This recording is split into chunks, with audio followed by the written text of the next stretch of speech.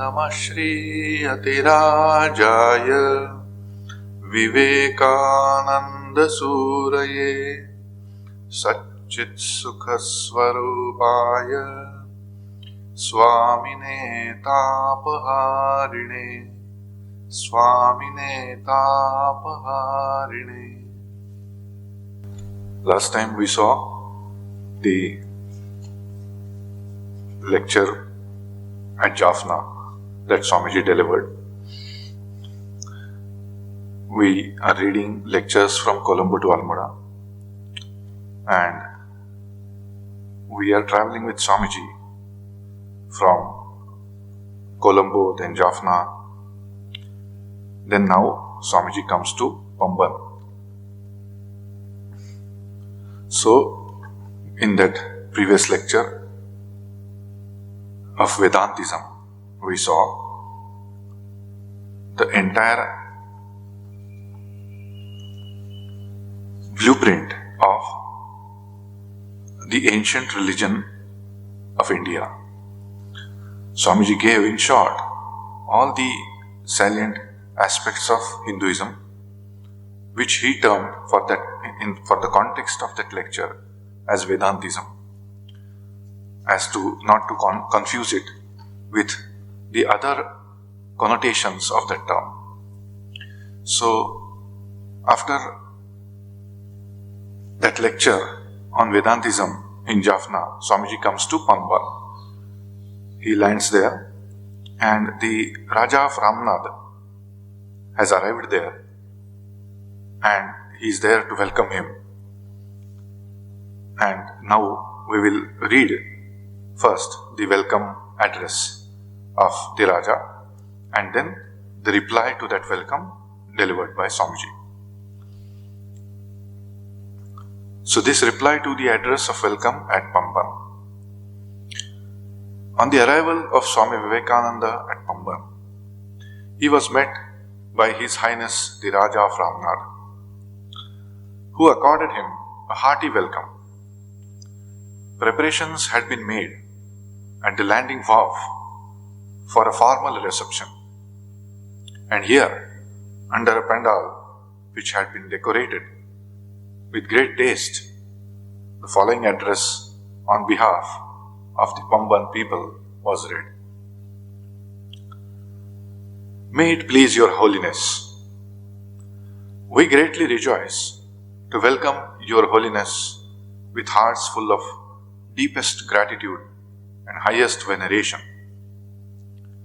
Gratitude for having so readily and graciously consented to pay us a flying visit in spite of the numerous calls on you, and veneration for the many noble and excellent qualities that you possess, and for the great work you have so nobly undertaken to do, and which you have been discharging with conspicuous ability, utmost zeal and earnestness.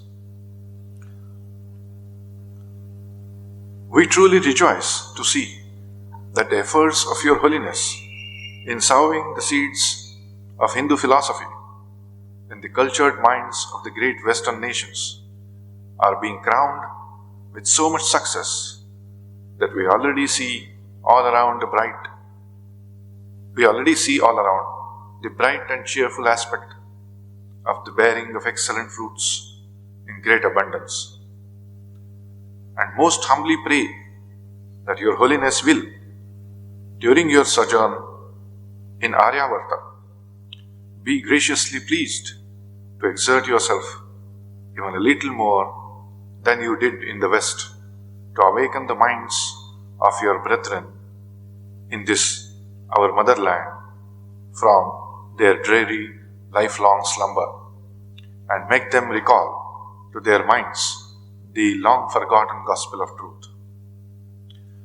So in one sentence, which goes in one paragraph, the people have praised Swamiji's great contribution, Swamiji's great qualities, and they have appealed to him to awaken them, those Hindus, and again to their past, long forgotten their glory, and they continue.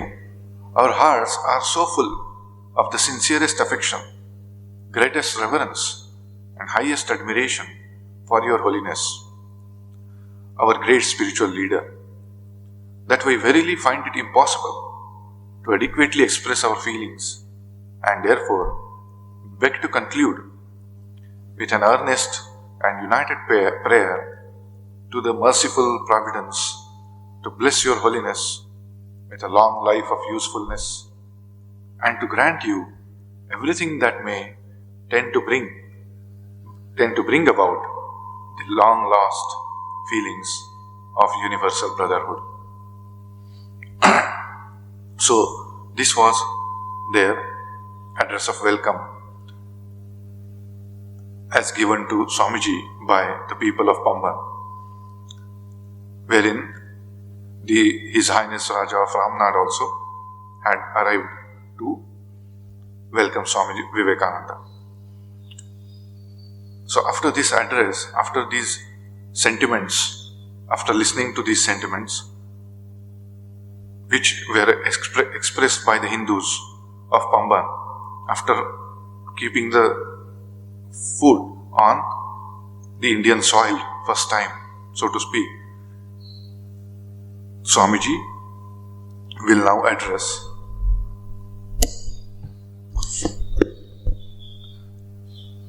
in reply to their welcome. The Raja added to this a brief personal welcome, which was remarkable for its depth of feeling, and then the Swami's reply was as follows. So the Raja of Ramnad also said something on his personal capacity, and then Swamiji started his reply, which we will read. Swamiji says, "Our sacred motherland is a land of religion and philosophy, the birthplace of spiritual giants, the land of renunciation, where and where alone, from the most ancient to the most modern times, there has been the highest ideal of life open to man. I have been in the countries of the West, have travelled through many lands of many races, and each race and each nation appears to me to have a particular ideal, a prominent ideal running through its whole life. And this ideal is the backbone of the national life. Not politics, nor military power, nor commercial supremacy, nor mechanical genius furnishes India with that backbone, but religion. And religion alone is all that we have and mean to have. Spirituality has been always in India." Thus Swamiji, as he had stated before also in Jaffna and Colombo, that our genetic structure of India is only assigned to religion. Our motherland, which is land of religion and philosophy, where has taken birth, where the spiritual giants have taken birth, and in this land the renunciation is practiced since ancient times till the modern time. So this is the land where highest ideals have always been open to man. And this is the only land, Swamiji says, that wherein the highest ideals of life have been always open to man. So this is Swamiji's heartfelt praise of the motherland India. And he is comparing it with the countries of the West. Swamiji is comparing it. That I am not just praising my motherland just like that. I am not just a blind, I am not just offering a blind praise to my motherland, but I have seen it. I have gone to the West. I have compared with them. I have compared notes with their practices and their religion and their specialities. So what are those? So he told that their speciality is military power. Their speciality is commercial supremacy. Their speciality may be mechanical genius, but Swamiji says India's speciality, India's backbone is religion, and religion alone. That is it. And it is meant to have, Swamiji says. We don't mean to deviate from this backbone. Spirituality has always been in India. Great indeed are the manifestations of muscular power. So he's praising. Yes, I agree that what I saw in the West, the manifestation of muscular power, what I saw in the West, the mechanical genius, great indeed.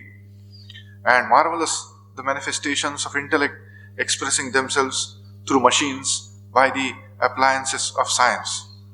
That are also marvelous indeed. That I fully agree.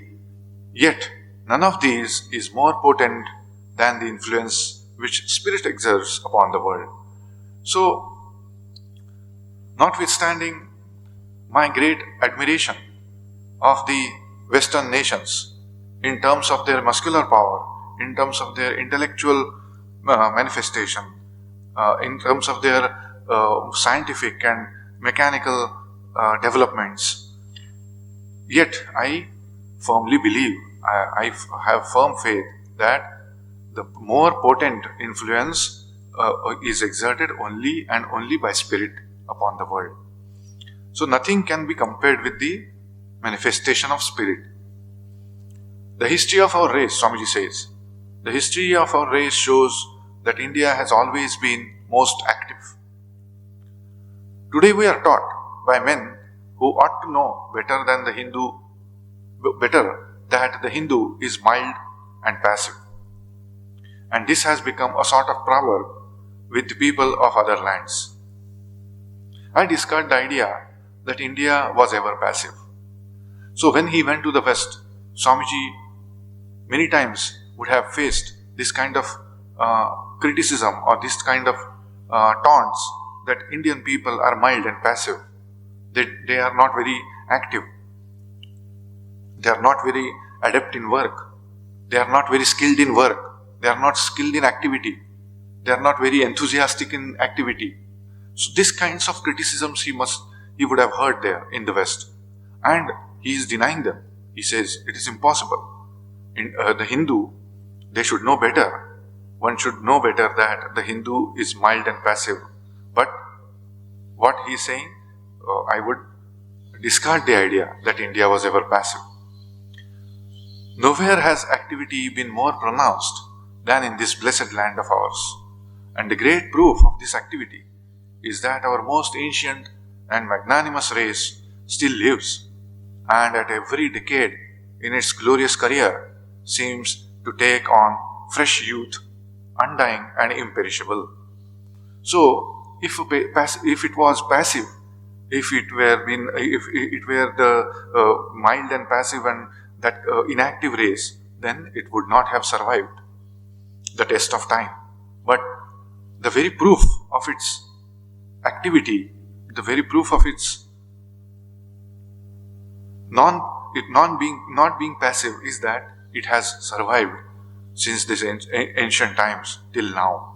And not only survived, but every decade its glorious career is taking fresh youth and undying and imperishable.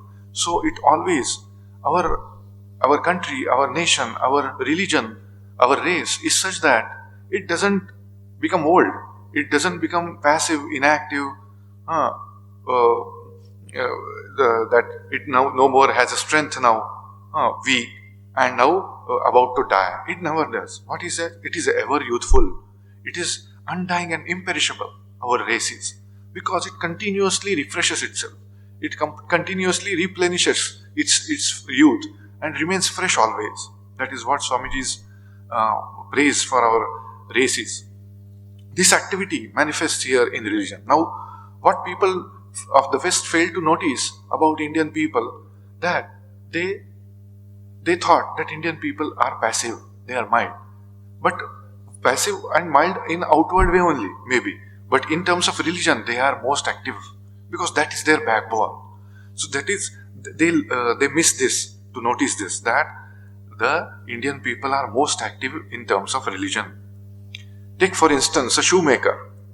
He understands only shoemaking and thinks there is nothing in this life except the manufacturing of shoes. A bricklayer understands nothing but bricklaying and proves this alone is his life from day to day. And there is another reason which explains this. When the vibrations of light are very intense, we do not see them because we are so constituted that we cannot go beyond our own plane of vision. But the yogi with his spiritual introspection is able to see through the materialistic veil of the vulgar crowds.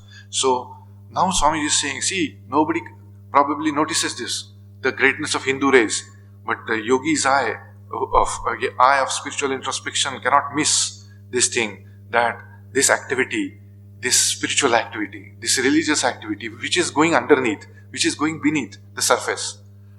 People of the West only observe the surface and they say Indian people are inactive. They have no strength. They are passive.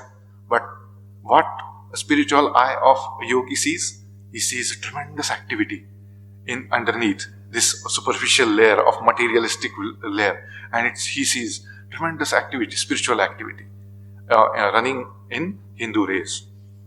So this is what Swamiji is expressing his observation. Next he continues. The eyes of the whole world are now turned towards this land of India for spiritual food, and India has to provide it for all the races.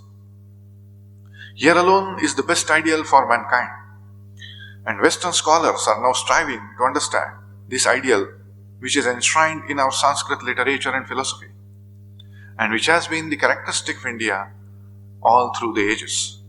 So this sentiment Swamiji had expressed in previous lectures also, in Colombo also, in Jaffna also. What Swamiji wants now is to again reactivate, or rather take to surface this active nature which is underneath, which is beneath the materialistic surface, which is the spiritual activity. He wants that our race should manifest it, take it to the other parts of the world. And he is saying that this spiritual food, those people are turning towards us for spiritual food, and India has to provide it to all the races. Now, we cannot, it doesn't befit us, it won't become us to sit and just bask in the glory of our, the spiritual glory which is beneath. No, it won't be suffice. What is necessary now, Swamiji says, because they are looking up to you for spiritual food, so you go to them and teach them your spirituality. It won't be befitting if we don't respond to this need of time. And this he had expressed in previous lectures also. And that is what he is saying. This is alone is the best ideal for mankind.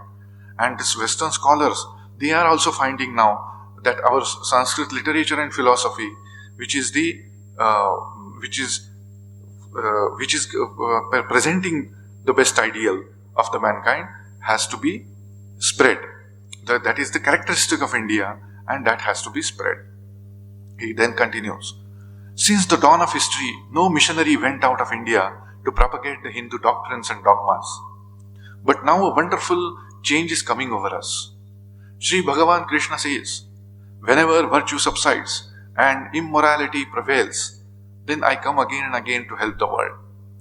Religious researches disclose to us the fact that there is not a country possessing a good ethical code but has borrowed something of it from us. And there is not one religion possessing good ideas of the immortality of the soul but has derived it directly or indirectly from us. So now Swamiji is explaining his previous argument. In this previous paragraph, we saw that Swamiji is expressing that those people are looking up to us for spiritual food and we should give it. This is the best time. We should rise to the occasion. And why he is telling it is not just now, but previously also it has happened. That what he is saying, there is no country which has not imbibed or imported or adopted some good ethical code from us. Something every country has adopted in ethicality from the Indian people. And then he says, there is no religion in the world which has not imported or adopted the great ideas of immortality of the soul. So every country and every religion in the world has adopted something from the Indian people, from the religion of the Indian people or the ethical code of the Indian people. So this process had been going on previously also. There never was a time, Swamiji continues, there never was a time in the world's history when there was so much robbery and high-handedness and tyranny of the strong over the weak as at this latter end of the 19th century.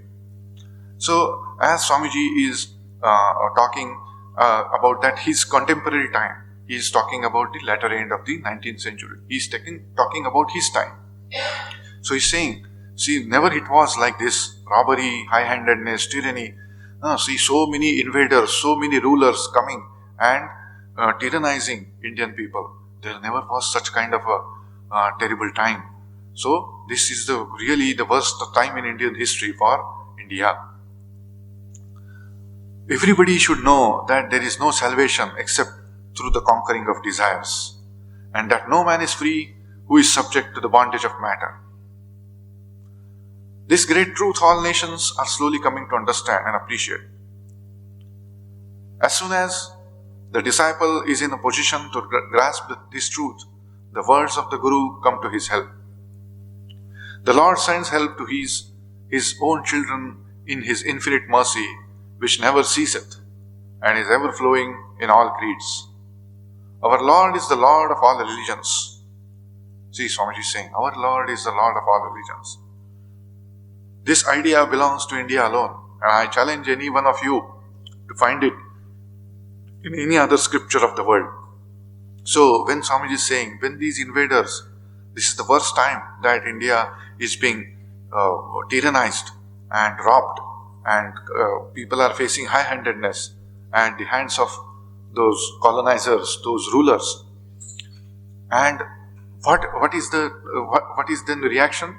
That now those people are also coming to understand that this is slavery of matter is not going to end in anything. This is not going to take them anywhere, and they are coming to understand and appreciate this truth that only by renunciation and only by conquering the desires that the freedom can be achieved.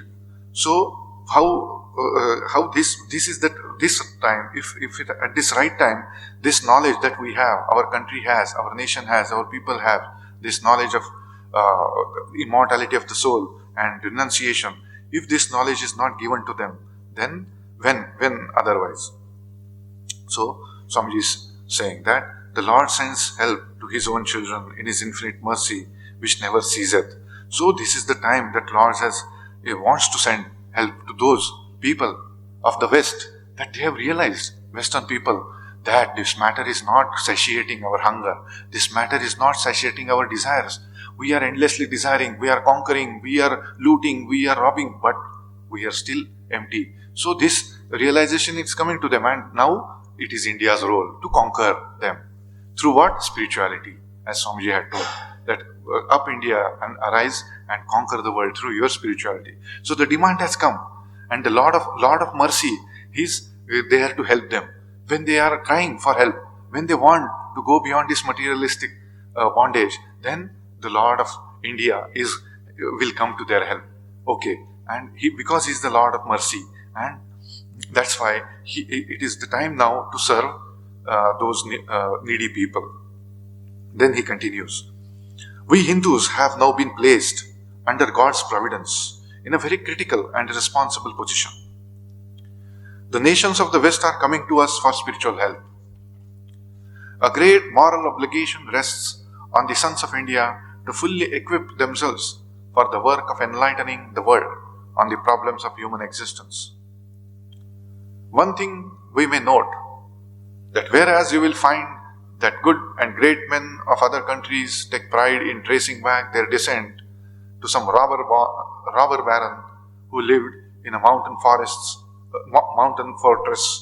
and emerged from time to time to plunder passing wayfarers. So he is telling that one thing we must note on the backdrop of this thing, that we feel we have this moral obligation that we should equip ourselves for enlightening the world to solve their problems of human existence. So what he says, how do we how should we keep faith in that ability to do this job? How should we feel that yes, we are the people who should do this? So he is substantiating his argument that see why we are the only people who can do this. So he is telling that see, those Western people will claim their descent from some robber baron who was living in some mountain fortress. So those British people, those Scandinavians, and those people, those Europeans, most of them in the prehistoric era or Middle Ages or in those times, what they were doing, they were just robbing each other. In the sea also and on the land also. What they used to do? They used to go into the sea, they used to rob the ships, different merchant ships they used to rob, and they used to get the wealth. Then on the land also they used to go plundering people, robbing people, trying to conquer them, trying to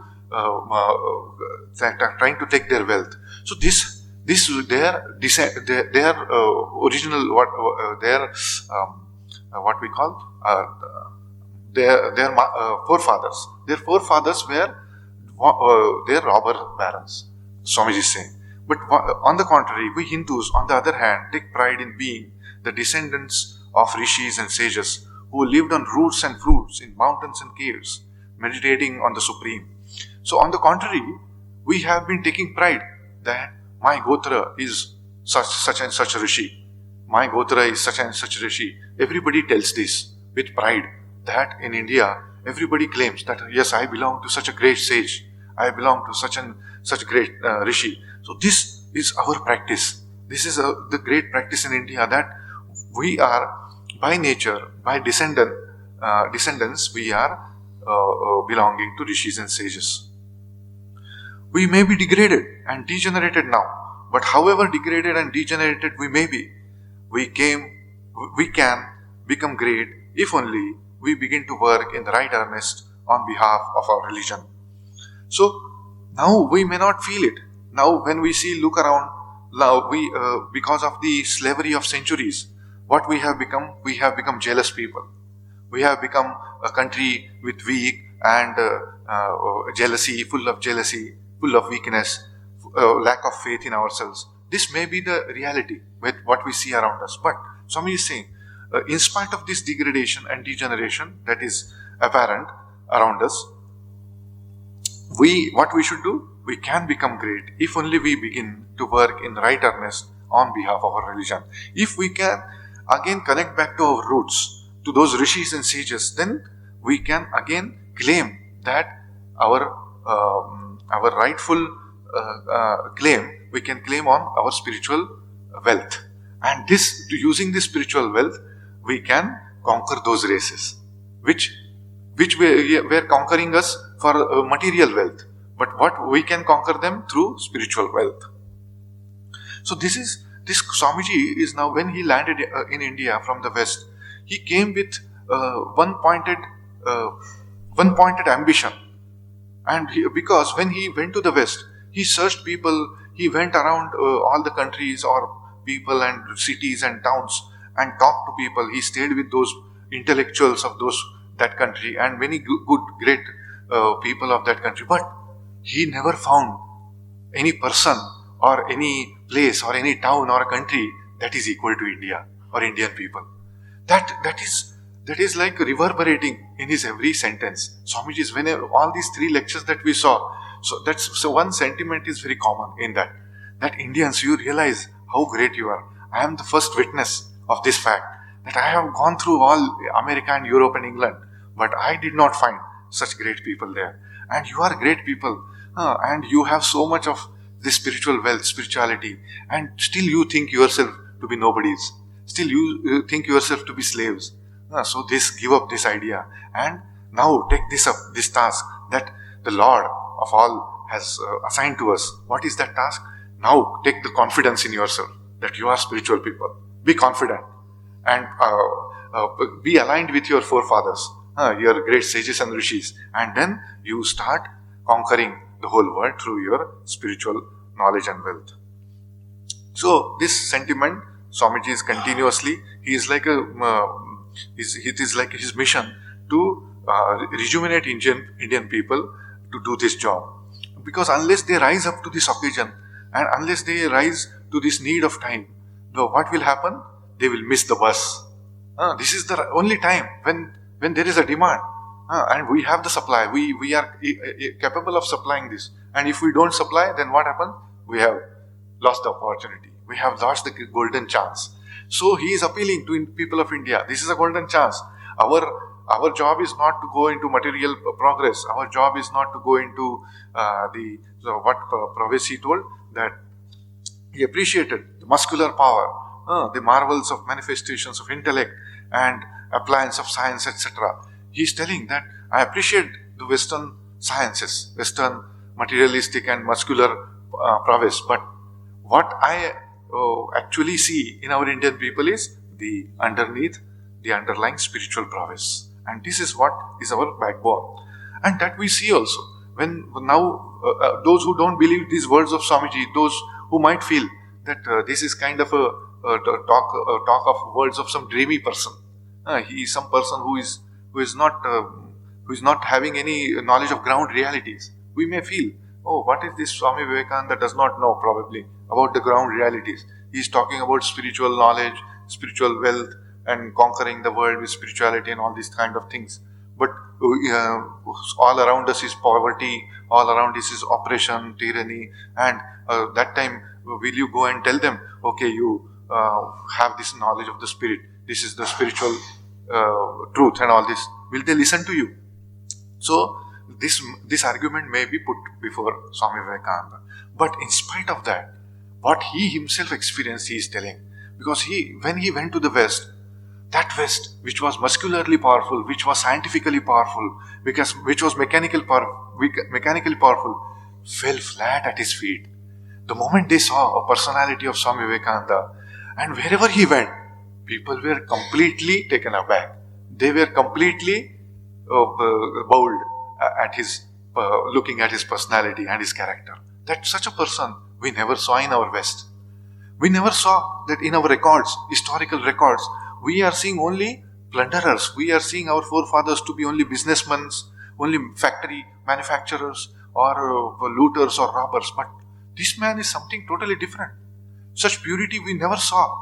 Such integrity to one's own religion, to one's own spiritual knowledge, to one's own people. We never saw this kind of unselfishness, facing every adversity just for the sake of his own religion. This kind of thing they never saw. And that's what Swami is telling. See, I'm from my experience, I'm telling, if you really prove what is there inside you, that you have brought from your forefathers, who were sages and rishis, if you really manifest that, the whole West will fall flat at your feet. This is my own experience. I'm just coming. Last 3-4 years of my continuous travel around the West has proven this. I saw everybody and anybody was just falling flat at my feet just because I am the spiritual man and the spirituality was lacking in them. So this is the direct experience which Swamiji is talking about. He's not talking about some dreamy ideas. He's not talking about some hypothetical ideas. He's telling this from his direct experience. And then he concludes these lectures by saying, "Accept my hearty thanks for the kind and cordial reception you have given me. It is impossible for me to express my gratitude to His Highness the Raja of Ramnad for his love towards me.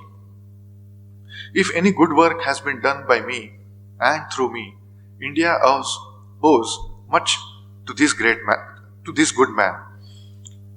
For it was he who conceived the idea of my going to Chicago, and it was he who put that idea into my head and persistently urged me to accomplish it." So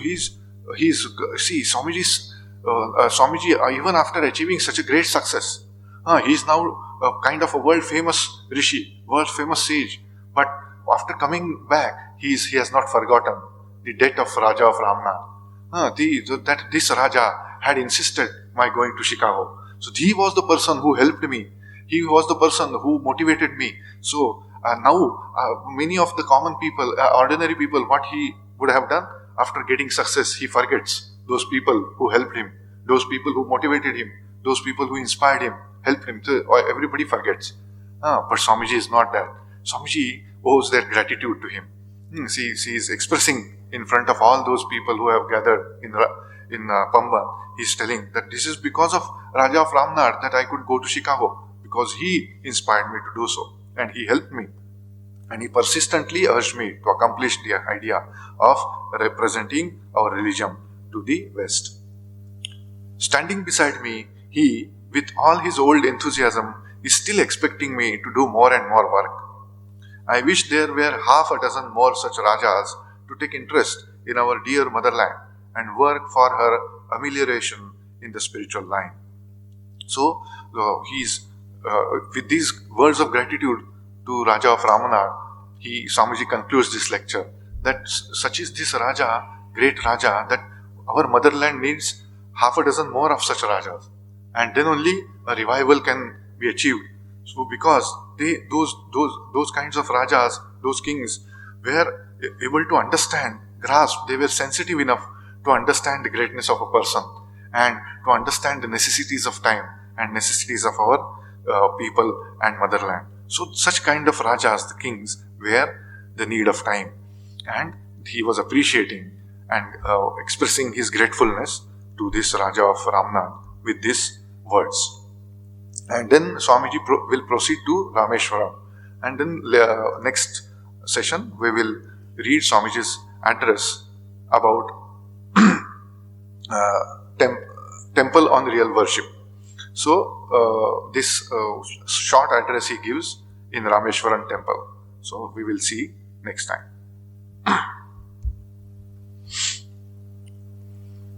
Om Shanti Shanti Shanti Harihi Om Tatsat Sri Ramakrishna Arpanamastu.